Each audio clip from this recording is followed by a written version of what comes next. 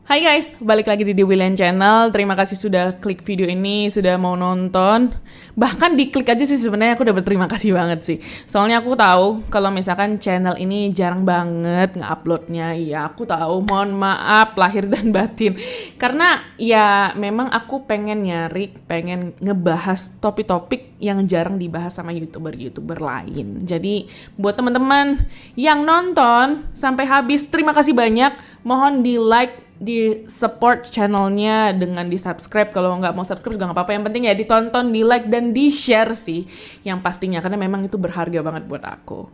Nah, di video kali ini kita mau ngebahas tentang seseorang yang wajahnya ini dipakai untuk menyelamatkan jutaan orang, bisa dibilangnya. Kalau misalnya di Indonesia guru itu disebut pahlawan tanpa tanda jasa, dia ini disebut, mungkin bisa disebut sebagai pahlawan tanpa nama. Jadi dia ini adalah seorang perempuan muda. Katanya sih kira-kira umurnya 16 tahunan lah gitu. Menurut orang-orang yang melihat kulitnya, yang melihat kekencangan kulitnya gitu. Katanya kayaknya kira-kira ini anak umur 16 tahun gitu. Si perempuan ini dia ditemukan dari Sungai Seine. Dia ditarik keluar dari Sungai Seine dalam keadaan sudah tidak bernyawa. Sungai Seine ini adalah sebuah sungai yang cukup lebar, cukup besar di tengah kota Paris. Nah, sebagaimana orang yang udah meninggal, apalagi dia meninggalnya begitu di dalam sungai di tengah kota, gak ada juga yang ngelapor apa-apa. Akhirnya jenazahnya dia dibawa diotopsi. Dan kemudian karena dia nggak punya identitas ya, karena dulu nggak punya KTP, SIM, kartu pelajar itu nggak ada lah, itu begitu-begitu kan. Ya karena kejadiannya aja di tahun 1800-an, di akhir abad 19. Akhirnya pihak berwenang itu berpikir bahwa ya udahlah biarin aja si jenazahnya ini disemayamkan dulu di kamar jenazah gitu di Paris. Jadi kalau misalkan ada temennya atau saudaranya ngelihat gitu kayak gue kenal sama nih orang, ini namanya Mas Yati, tetangga gue begitu ya misalnya. Nah tapi ternyata ditunggu-tunggu, loh kok nggak ada yang datang, nggak ada yang identifikasi si perempuan ini. Akhirnya ya nggak tahu sih, nggak dijelasin akhirnya bagaimana gitu, apakah disemayamkan atau gimana nggak tahu. Ya tapi sebenarnya yang paling penting dari cerita ini adalah dia ini disebut sebagai La Connue de la Seine alias The Unknown Woman of the Seine, atau di bahasa Indonesia adalah perempuan tak dikenal dari Seine. Nah, waktu dia lagi diotopsi ceritanya ada seorang ahli patologi gitu ya, karena kan memang perlu seorang ahli patologi untuk menentukan apakah si perempuan ini punya penyakit atau dia kena kekerasan kah atau gimana gitu ya. Jadi si ahli patologi ini pas lagi ngautopsi gitu mungkin ya, atau dia lagi ngeliatin si perempuan ini kayak ini cewek menarik juga ya mukanya gitu. Dia bukan kayak yang tipe-tipe cowok buaya gitu yang tiba-tiba kayak lu sih cantik banget gitu, enggak sih. Dia kayak tertarik gitu karena si perempuan ini wajahnya itu tenang sekali. Padahal ya, kayak yang tadi kita udah tahu, dia ini kan ditemukan dalam keadaan meninggal di Sungai Seine. Kalau misalkan memang dia ini sakratul maut gitu di dalam Sungai Seine itu ya, mukanya kok tidak kelihatan menderita sama sekali gitu. Entah mengernyit, entah kayak muka orang kejang apa muka orang kayak gitu. Ya kagak tahu ya gitu. Ya, kagak pernah sakratul maut gue, loh jangan didoain dong ya. Nah, tapi kayak ini wajahnya kok ya kayak senyum tipis gitu, kayak tenang banget hidupnya, nggak kayak elu gitu yang hidupnya rumit banget, segala sesuatu yang receh-receh, entah besok gua makan apa gitu lu pikirin, saking lu pikirin ya udah stres, muka lu kecut banget kayak lemon begitu ya. Muka dia nih lempeng banget, bener-bener kayak senyum tipis gitu, kayak misterius. Nah akhirnya si ahli patologi ini nyuruh seorang molder ini tukang cetak yang biasa kalau misalkan orang mau ngebuat patung atau topeng dari wajah seseorang kan mereka bakal nyetak muka si orang ini gitu. Nah jadi dia nyuruh si molder ini untuk bikin cetakan gips dari wajah si perempuan ini. Nah karena dia bikin topeng ini lah istilahnya, kita bilangnya aja topeng gitu.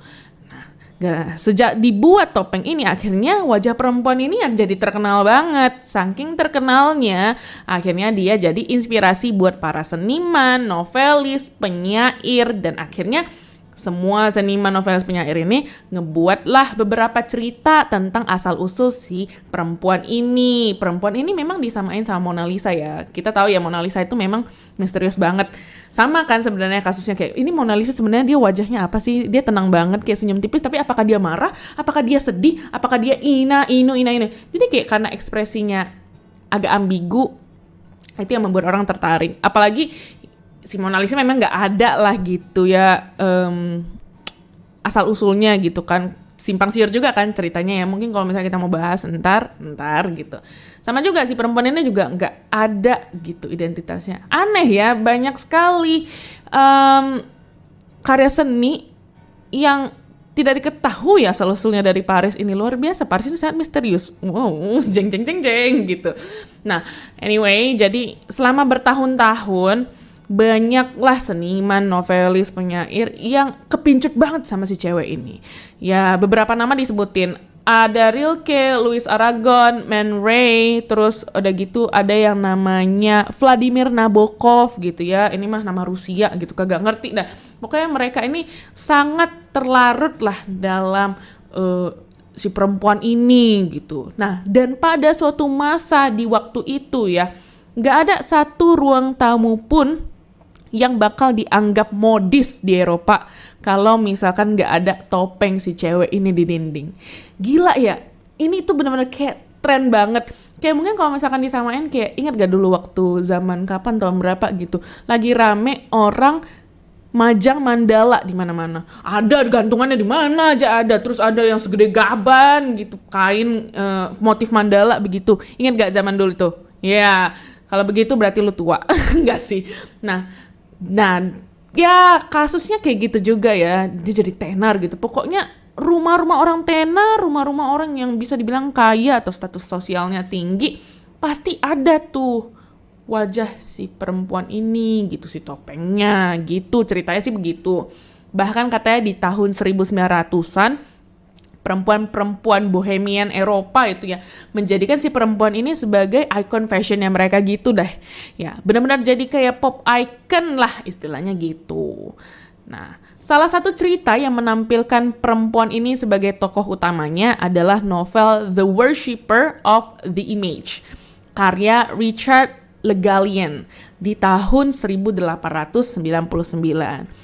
Richard ini menceritakan bahwa ternyata topeng wajah perempuan ini tuh adalah kekuatan jahat yang menyihir dan akhirnya menghancurkan seorang penyair muda. Ada penulis lain banyak yang bercerita tentang asal-usul perempuan ini, tapi lebih ramah lah gitu, lebih gak kayak dark banget kayak ceritanya si Richard. Tiba-tiba muka orang kagak bersalah dia bilang kekuatan jahat begitu, kayak istilahnya ini muka ini isinya santet begitu kan. Hah? Gitu kan, kasihan sih sebenarnya, mau ini perempuan kagak ada identitas lu tuduh-tuduh aja begitu kan gitu. Tapi ya sebenarnya cerita lain tuh ya sama darknya sih sebenarnya ya, karena ya ceritanya adalah cerita yang katanya ini perempuan ini sebenarnya adalah seorang wanita muda lugu dari desa gitu. Terus dia datang ke Paris dan akhirnya dia dirayu sama kekasihnya gitu ya. Kekasihnya ini orang kaya raya. Terus kemudian ya mereka tekdung duluan gitu sebelum menikah. Akhirnya si perempuannya ini hamil. Ya tau lah ya di tahun 1800-an begitu nikah. Salah. Hamil sebelum nikah itu kan kayak, iya apa sih lu kayak gitu. Kalau sekarang mungkin ya sekarang di Indonesia sih sama aja sih, masih kayak gitu. Cuma kalau misalnya kayak di Amerika atau gimana kan udah agak, di Eropa apalagi kan ini kan ceritanya di Eropa gitu ya. Mereka kan udah kayak ya udahlah ya gitu. Orang nggak nikah aja bisa tinggal bareng gitu, bisa punya anak sampai 10. Ya gitu. Jadi ya di zaman dulu ya kayak dilihatnya kayak oh ini perempuan aib banget gitu ya. Dan akhirnya ya ditinggalin pula gitu ya sama si laki-lakinya. Dia juga berasal dari keluarga miskin dari desa, dia juga nggak bisa balik ke desanya gitu, udah keburu malu kali apa gimana. Terus di Paris dia juga nggak punya siapa-siapa. Akhirnya ya mungkin dia stres, dia depresi. Akhirnya dia menenggelamkan dirinya di Sungai Seine, mengakhiri hidupnya gitu. Dan di kamar mayat itu si perempuan ini yang wajahnya cantik, ya, yang kini damai dalam kematian, diawetkan selamanya dengan gips. Ya benar-benar cerita kayak gitulah. Nah, kita fast forward di pertengahan tahun 1950-an. Ini gak jelas ya tahunnya berapa, tapi intinya di pertengahan tahun 1950-an. Ada seseorang yang namanya Peter Safar. Peter Safar ini adalah seorang pelopor dalam bidang pengobatan darurat. Mohon maaf tadi saya ngomongnya pelopor, padahal aslinya pelopor ya. Mohon maaf dulu sebelumnya. Nah, Peter Safar ini dia mengembangkan metode resusitasi dari mulut ke mulut yang dikombinasikan dengan kompresi dada. Kalau misalkan teman-teman kenal dengan deskripsi ini, iya, ini adalah teknik CPR. Jadi yang mengembangkan itu adalah Peter Safar. Nah, di tahun 1958, Peter mempresentasikan teknik ini dalam sebuah makalah di Journal of the American Medical Association. Nah, Peter percaya kalau misalkan orang-orang yang ada di luar bidang medis, istilahnya orang-orang kayak kita lah ya, yang bukan dokter, bukan perawat, atau orang-orang yang bukan bekerja di bidang medis, itu pasti banget bisa ngelakuin metode ini asalkan mereka ini dilatih dengan benar, diberi pelatihan yang memadai tentang teknik CPR ini. Nah, untuk mengajarkan prosedur ini lebih efektif kepada mereka, si Peter ini membayangkan bahwa kayaknya efektif nih kalau misalkan kita punya sebuah boneka atau sebuah dummy yang bentuknya persis kayak manusia, seukuran manusia, dan akhirnya ya para pemula-pemula dalam CPR ini bisa mempraktekkan atau melatih CPR ini. Karena kalau misalkan mereka ngelatih sama manusia langsung, kalau misalkan tekniknya salah, kan mereka ceritanya tuh kompresi dada ya, tekan dada. Bisa-bisa tulang rusuk orang itu bisa patah kalau misalkan salah. Nah, jadi kan pasti lebih aman kalau misalkan pakai dummy, pakai boneka, pakai manekin gitu. Akhirnya si Peter Safar ini mendekati seorang Asmund Lerdahl. Aku nggak tahu sih aku bacanya benar atau enggak, tapi kita sebut aja namanya Asmund atau Asmund, iya mungkin Asmund namanya. Nah, si Asmund ini didatengin sama Peter Safar, kayak dikasih tau lah kayak, bro, lu bisa bantu gue nggak sih untuk bikin sebuah boneka yang bisa ngebantu orang-orang untuk belajar CPR gitu. Ya nggak mungkin sih dia ngomong tiba-tiba kayak, bro gitu, nggak sih, aku nggak tahu ya, itu cuma pengandaian aja sih. Nah, Asmund ini ternyata setuju, padahal dia kan pembuat mainan gitu ya, tapi dia setuju. Tahu kenapa dia setuju? Karena ternyata di tahun 1955 Asmund ini pernah hampir kehilangan anaknya yang masih kecil. Anaknya ini cowok, namanya Tore atau Thor. I don't think so. Kayaknya namanya Tore sih. Nah, Asmund ini dia menggendong tubuh anaknya yang sempat gak bernyawa dari dalam air, langsung diangkat pas banget waktunya. Jadi timingnya pas. Jadi nggak telat lah si Asmund ini mengangkat badan anaknya dari dalam air itu, dan Asmund ini berhasil membersihkan saluran pernapasan anaknya. Jadi walaupun anaknya sempat gak bernafas, udah sempat kayak semacam ya udah gini ya, udah dead gitu, tapi ternyata Asmund ini berhasil menyelamatkan anaknya. Nah, Asmund ini adalah seorang produsen mainan dari Norwegia. Dia ini sukses. Spesialisasinya adalah membuat boneka anak-anak dan mobil-mobilan dari plastik lunak generasi baru. Nah, karena pengalaman dia dengan putranya, si Tore yang hampir banget meninggal, nah akhirnya si Asmund ini setuju banget sama idenya Peter Safar ini, kayak oke, gue gas karena gue udah pernah gitu panik, anak gue udah mau meninggal gitu, tapi akhirnya gue bisa selamatin gitu. Jadi mungkin dia berpikir bahwa oke, gue nggak mau orang lain mengalami hal yang sama gitu. Luar biasa Asmund. luar biasa juga Peter Safar yang menemukan teknik CPR ini. Nah, akhirnya si Peter Safar kerja sama Esmond, mereka mengembangkan yang namanya torso atau manekin full body yang mirip kayak pasien yang nggak sadarkan diri yang butuh CPR. Nah, Esmond ini juga pengen manekinnya ini kelihatan alami, ya kan? Nggak mau lah kayak tiba-tiba kayak manekin yang ini buat orang jualan baju gitu kan. Itu kan nggak bisa buat jadi CPR gitu ya. Kayak kaku banget, gak jelas. Ya, jadi emang si Esmond ini pengen membuat manekin ini persis seperti manusia gitu. Terus dia juga berpikir bahwa kayaknya kalau misalkan gue bikin manekinnya ini manekin cewek, pasti nggak terlalu mengancam, nggak terlalu threatening lah gitu buat para peserta latihan gitu. Karena mungkin kalau misalkan dibikin manekin cowok, ya mungkin mukanya jadi garang banget apa gimana gitu. Jadi orang kayak agak-agak kayak ini gimana ini CPR kok aku nggak tertarik untuk bikin itu, kayak aku jadi takut gitu meraktekin CPR. Jadi dia merasa bahwa kalau misalkan bentuk tubuhnya, bukan bentuk tubuh ya, maksudnya bentuk karakteristik si manekinnya itu ya karakteristik perempuan gitu, lebih kayak tidak mengintimidasi lah istilahnya begitu ya kan. Nah terus si Esmond ini punya kakek nenek. Ternyata di rumah kakek neneknya itu adalah topeng.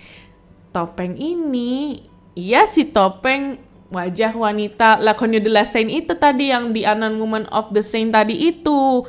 Nah karena dia teringat bahwa iya ada muka si cewek itu tuh di rumah kakek nenek, akhirnya dia memutuskan untuk memakai wajah si perempuan itu menjadi wajah manekin CPR ini.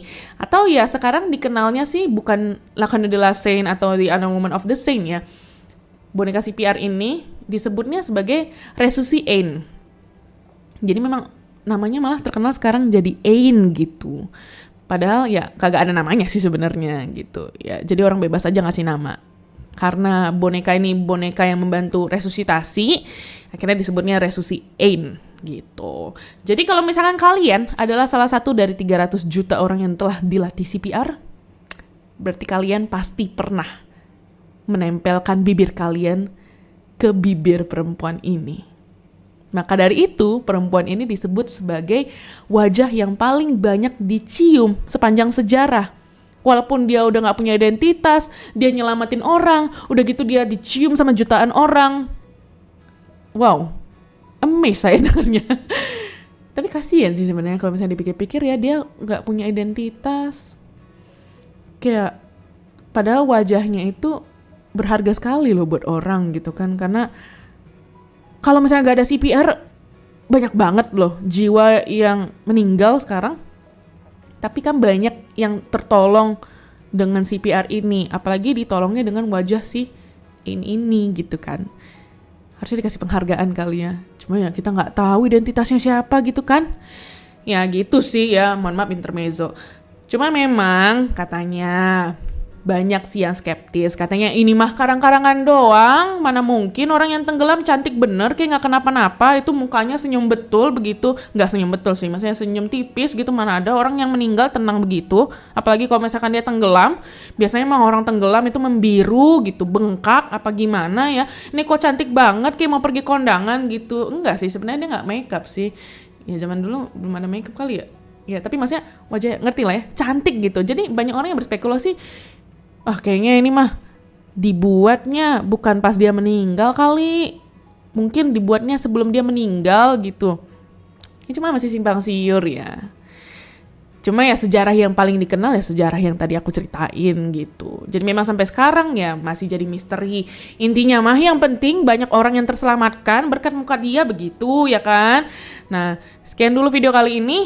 Ntar kita ketemu lagi di video selanjutnya. Sekali lagi jangan lupa di like, di share ke teman-temannya, sahabatnya, saudaranya, orang di pinggir jalan kayak atau orang yang lagi makan di warteg. Begitu gak apa-apa, di share aja ke semua orang biar makin banyak yang nonton final. Sampai salah aku ngomong. Biar banyak yang nonton channel aku ini. Nah, terima kasih guys. Mungkin kalau misalkan ada apa gitu fakta yang menarik selain yang aku ceritain apa gimana, ya pokoknya bolehlah komen-komen. Oke, terima kasih guys. Dadah.